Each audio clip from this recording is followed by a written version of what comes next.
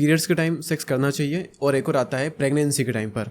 ये दो मिथ भी शायद कहीं पर है, तो ये मिथ है या फैक्ट है, पहले तो ये बताइए आप। यस यानी दीप जी, आज का मैं एक कहूँगा सबसे बढ़िया और इम्पोर्टेंट क्वेश्चन जो हमारे जो दर्शक है उसके लिए मैं कहना चाहता हूँ।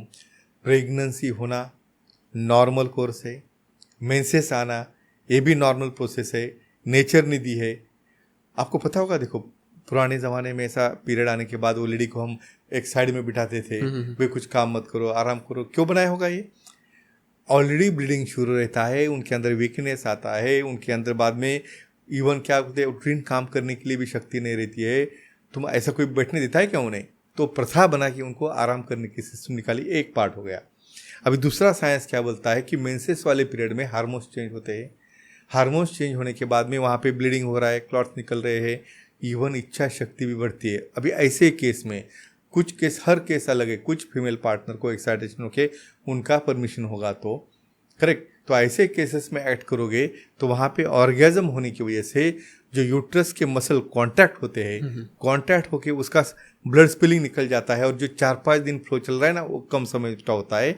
और प्री मेंस्ट्रुअल पेन यानी मेंसेस आने के पहले पेट में दर्द होना, मेंसेस के वक्त होना, वो पेन कम हो जाता है क्योंकि एक्ट करने से वहाँ पे ऑर्गेजम होने से pain reliever, cortisol hormone, dopamine, oxytocin ये तैयार होते हैं। लेकिन सबसे इम्पॉर्टेंट वहाँ पे एक्चुअली हम क्यों अवॉइड करते हैं? वहाँ पे रॉ एरिया है यूट्रस का, कुछ इन्फेक्शन हो सकता है, करेक्ट, सामने वाले वो ब्लीडिंग की वजह से मेस हो सकता है।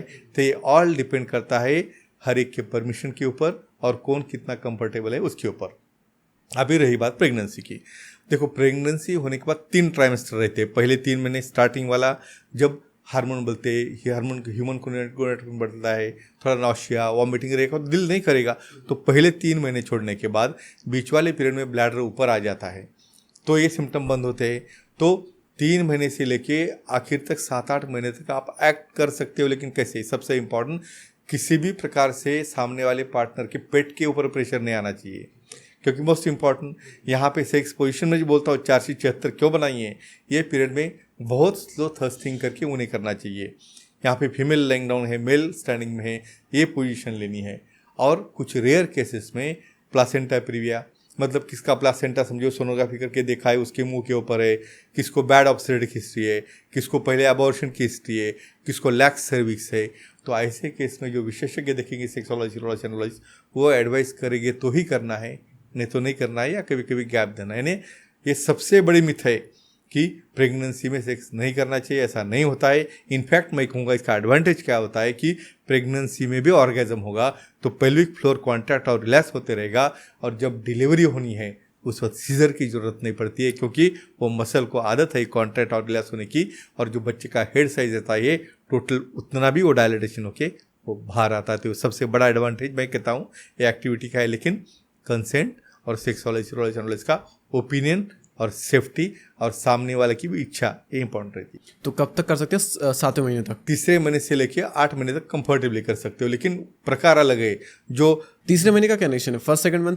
फर्स्ट सेकंड 3 मंथ में ह्यूमन कोरियानिक गोनाडोट्रोपिन यानी फीमेल्स में इतने हार्मोन बढ़ते, उन्हें हम देखते हैं ना, उनको वॉमिटिंग हो रही है, उनको नौशिया हो रहा है। इमेजिन करो, ये देखो, ये पेन होने के बाद किसको भावना आ सकती है? क्या एंजॉयमेंट कब कर सकते हैं?